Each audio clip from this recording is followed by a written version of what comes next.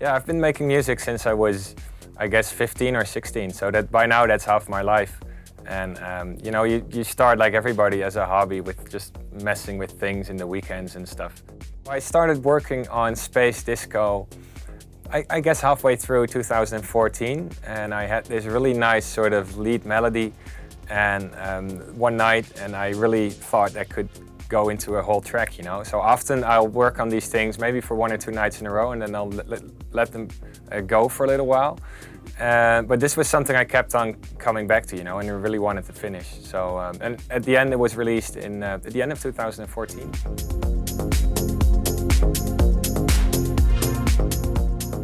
It's really good to have the studio on the top floor of my house. It's great when you come back from a tour to be able to do like a quick session, you know, maybe 1 or 2 hours, or after dinner at night, you dive into the studio for 2 hours and work on something. And I've tried working externally.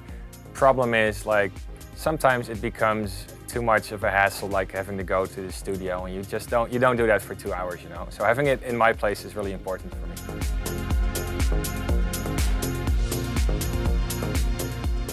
Often I start with the beats, maybe with a little bit of a bass line or something, and then I start to add the melodies on top. I mean, it doesn't always go like this. I don't have like one set way in which I work, but a lot of times I start with the beats, and every now and then I come up with a good melody, and I'll let that be the starting point of the record.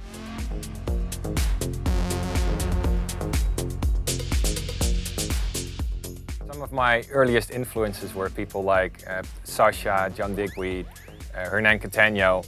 And this was back in, I guess, like 2001, 2002, when we were calling that progressive house. And I know by now the genre has changed a lot, and I'd say like nowadays I make melodic house and melodic techno.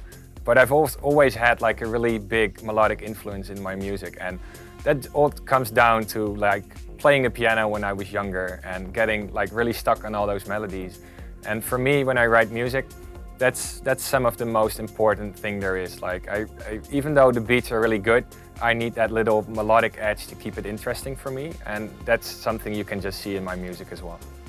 I do a lot of different types of music as well. So I write a lot of music for films, mostly film trailers. I've done some complete scores for a documentary, and so I write a lot of different kinds of music. Even often like guitar influenced, and a lot of like original drums and those kind of things. I listen to a lot of different kinds of music as well. I enjoy almost everything as long as it's not like too aggressive sounding. I'm just really a sort of, I guess, mellow type of guy, and that's also like, you can see that in my music too.